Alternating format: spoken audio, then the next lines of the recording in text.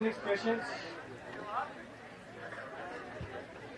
by your gestures and expressions, I came to know that you all are enjoying very well. But if you are not enjoying, then we have a participant who always perform very well, and he will come here to enjoy you. So our very known performer Hassan Shehzad always come up with some new in every gala. Right, Danish. Like always, he has come up with something new. Guftar ka Ghazi, le gaya bazi. Let's welcome Mr. Hassan Shehzad on stage. अस्सलामु अलैकुम। गुफ्तार का गाजी ले गया बाजी। बेरहम असातिज़ा कराम, मेरे भाइयों और मेरे भाइयों, आज मैं इस साइड से तो बिल्कुल मुखातिब नहीं। कुछ बातें ऐसी होती हैं जो सारी जिंदगी सवालिया निशान बन जाती हैं। जैसा कि बचपन से ही सुनते आए हैं कि अपने अंदर औसाफ़े हमीदा पैदा करें।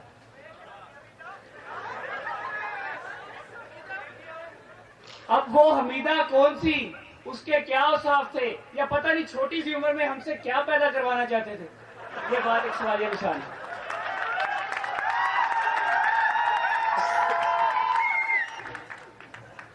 जनाबे सदर, हमेशा लड़कों के साथ जुल्म क्यों होता है? टीवी के ऐड ही देख लें, मशहूरी इस्त्री की हो, ब्लेड की हो, टायर की हो, निशान ट्राले की हो, हत्ता के जिम्सा एल्फी की हो, लड़की को दिखाकर ये क्या साबित करना चाहते? और सीमेंट की मशहूरी में लड़की दिखाकर ये क्या साबित करेंगे? ये बात एक सवालिया निशान है। मैं भी एक सेमेस्टर में एतजाज भाई, किबरिया भाई की तरह का एक होनहार सा स्टूडेंट हूं, लेकिन लड़कियां मेरे साथ खड़े होकर नोट्स डिस्कस क्यों नहीं करती? ये बात भी एक सवालिया निशान है। क्या ये होनहार स्टूडेंट थे? ये बात भी एक सवालिया निशान है। कहते हैं मौत मोहब्बत, मोहब्बत से याद आया, न बोतल में, न होटल में, न कार में, न जीप में, न कार में, जो मजा नसवार में, ना इश्क में, ना प्यार में।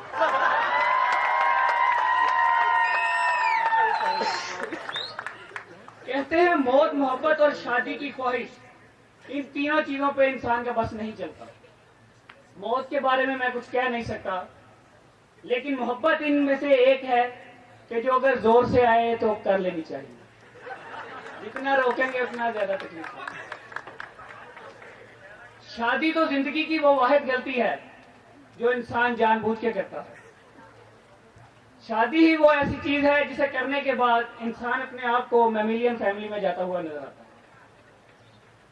यूनाइटेड नेशन की रिपोर्ट के मुताबिक शादीशुदा मर्दों पर बतदरीज इजाफा होता जा रहा है बीवियों के तशद्दुद का।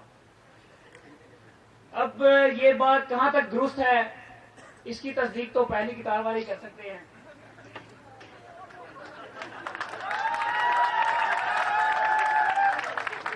मैं सबको मशवरा देना चाहता हूँ, खास तौर पे जो गजाली ब्लॉक में रूम नंबर 3 में बैठते हैं, वो शादी की ख्वाहिश लेके बैठे हुए हैं, लेकिन मशवरा दूंगा कि अपने शादी के फैसले पे नजरसानी करें। शादी एक ऐसा जहर है जिसे चखे बगैर उसकी कड़वाहट का अंदाजा नहीं लगाया जा सकता। ये एक ऐसा कुआं है जिसमें गिरे बगैर उसकी गहराई का अंदाजा नहीं लगाया जा सकता। ये एक ऐसा कुआं है जिसमें गिरे बगैर उसकी गहराई का अंदाजा नहीं लगाया जा सकता।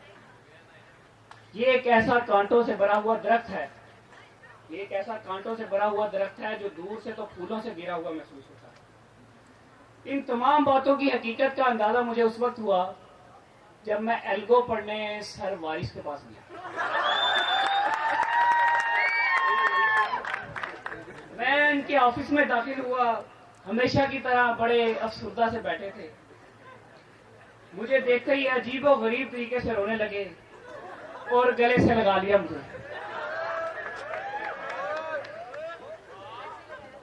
कहते हैं कि शादी करने का सिर्फ एक फायदा हुआ।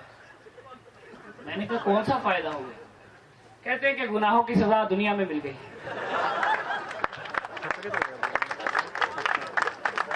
फिर कहने लगे 5 साल बीत गए, 5 साल बीत गए कि और बीवी सिर्फ 2 दफा मायके गई।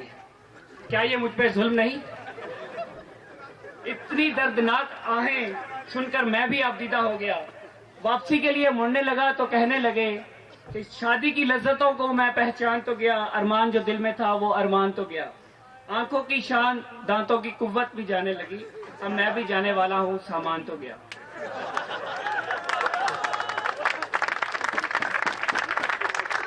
इससे पहले कि इनकी हालत देखकर मैं भी कुंवारा रहने की कसम खा लेता, मैंने यहाँ से निकलना मुनासिब समझा और फिर अपने उन दोस्तों के पास आया जिनके मशवरों के पास मैं कल भी अकेला था और आज भी अकेला हूँ।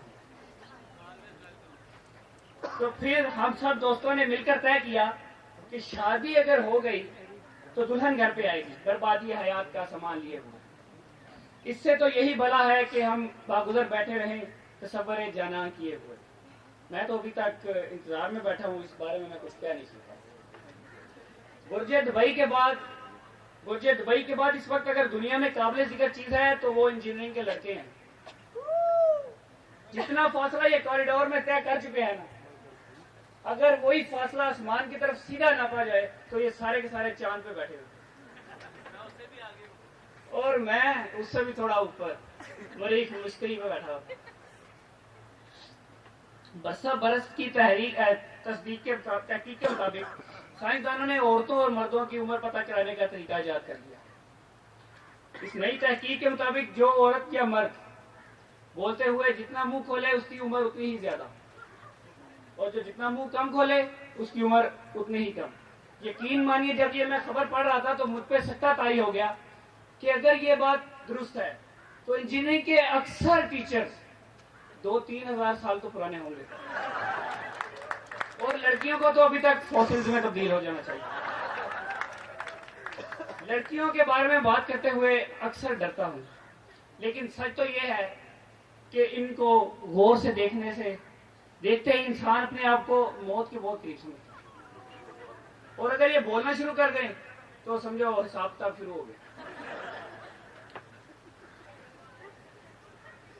ये एक हकीकत है कि दुनिया की कोई भी लड़की ना किसी की तारीफ सुन सकती है और ना कर सकती है, लेकिन इनके बारे में ये भी मशहूर है, सुबह सुबह अगर आएंगे तो आपको अक्सर ये सुनने को मिलेगा कि बहुत प्यारी लग रही है, दूसरी कहेगी नहीं तुम मुझसे भी ज्यादा प्यारी लग रही है, और इस तरह ये आता ही एक दूसरे को गलत फहमी में डाल देती है और उसका खुमियाजा भी हमें ही भुगतना पड़ता है। मैं नहीं कहता, उर्दू अदब कहता है कि ग्रामर की रूह से लड़की फेल हाल और आंटी फेल माजी होती है। बड़े कहते हैं, मैं नहीं कहता, बड़े कहते हैं कि अगर माजी पे तवज्जो ना दी जाए तो हाल बेहतर नहीं बनाया जा सकता। अब हम जाएं तो किधर जाएं? शायद यही वजह है कि इंजीनियरिंग के कई लड़के माजी पर तवज्जो देना ज्यादा बेहतर समझते हैं।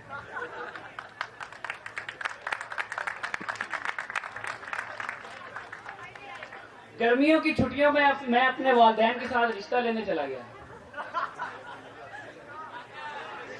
रिश्ता लेने गया तो लड़की के वालिदैन ने ये कहकर इनकार कर दिया कि हमने लड़की को इसलिए नहीं पढ़ाया कि किसी दियारे गैरे से उसकी शादी कर देंगे। ये सुनकर पढ़ा लिखा मैं भी परेशान हो गया, और वही वालिद मोहतरम ने हाथ खड़े करके कहा कि बेटा अपने लिए बहू अब खुद ही ढूंढना। उस दिन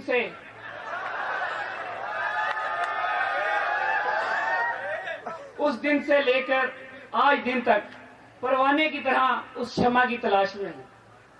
पता नहीं वो कहां छुप के बैठी हुई है। अगर किसी ने मुंह नीचे किया हुआ है तो वो ऊपर कर सकती है कि शायद मेरी उस पर नजर पड़ जाए और कुछ बात बन जाए।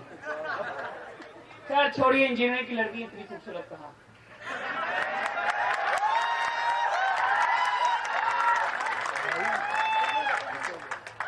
आखिर में मैं ये कहकर एक संजीदा शेर से इख्तिताम करूंगा, जो उस हसीना के नाम जो कल भी जिंदा थी और आज भी जिंदा है, जो भी मुझे देख भी रही है, अब सारी गलतफहमी में न पड़ जाइएगा। फूल से जख्मों का मरहम ढूंढती रह जाओगी, अपना हमदर्द और हमदम ढूंढती रह जाओगी। जब कभी सूरज की किरणें तुम पे डालेंगी नजर, तुम मुझे और मेरी शबनम ढूंढते रह जाओगे। Thank you.